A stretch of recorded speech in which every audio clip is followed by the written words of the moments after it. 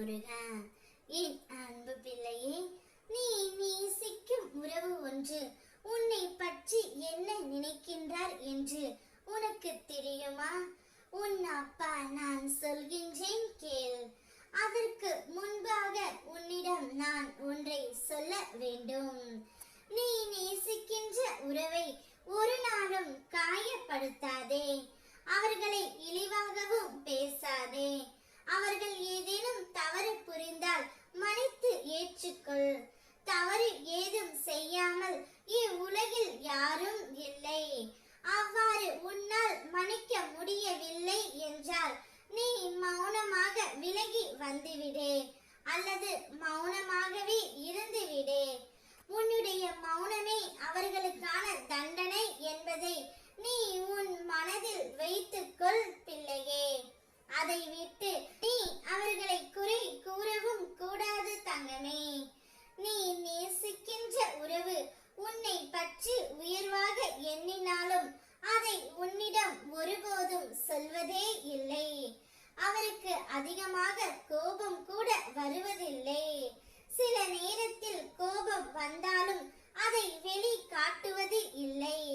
கோபம் என்பது எல்லோருக்கும் இயல்பாக வரக்கூடியது தான். சில சமயங்களில் சற்று கூடுதலாகவே வர இருக்கும். அதை நீ பெரிதுபடுத்தாமல் விட்டு கொடுத்து அனுசரித்து பழகு. விட்டு கொடுப்பவர்கள் எப்பொழுதும் கெட்டு போவதில்லை என்ற பழமொழிக்கு உதாரணமாக என்னுடைய பிள்ளை இருக்க வேண்டும். தவறு செய்தால்தான் விட்டு கொடுத்து போக வேண்டும் இல்லை. உறவு நீட்டிக்க வேண்டும் என்பதற்காக விட்டு கொடுத்து போகலாம். உங்கள் இருவரையும் ஒன்று சேர்க்கவே உன் அப்பா நான் போராடி கொண்டு இருக்கின்றேன் பிள்ளையே. இப்பொழுது இருக்கும் நேரமும் காலமும் உங்களுக்கு எதிராக இருந்தாலும் அவை அனைத்தையும் நான் சரி செய்து உங்கள் இருவரையும் நான் சேர்த்து வைப்பேன். நிச்சயம் உன் மீது உண்மையாக பாசம் வைப்பவர்கள் மட்டுமே உன்னுடைய அருகிலேயே நீ வைத்துக்கொள். உன்னை சுற்றி உள்ளவர்கள் உன்னை காயப்படுத்தும் போது அதை நினைத்து நீ கவலைப்படாதே. நீ நேசிக்கின்ற உறவு உன்னை பற்றி உயர்வாகத்தான் நினைக்கின்றது. நீ இல்லாமல் அவரும் இல்லை என்ற முடிவை அவரும் இப்பொழுது எடுத்து விட்டார் தங்கமே.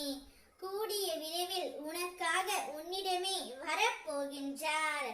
அனைத்து தவறுகளையும் மன்னித்து விட்டு தண்டனையும் அனுபவித்து விட்டுத்தான் உன்னிடம் அவர் வருகின்றார். அவர் வரும்பொழுது சந்தோஷமாக இரு. ஓம் முருகா.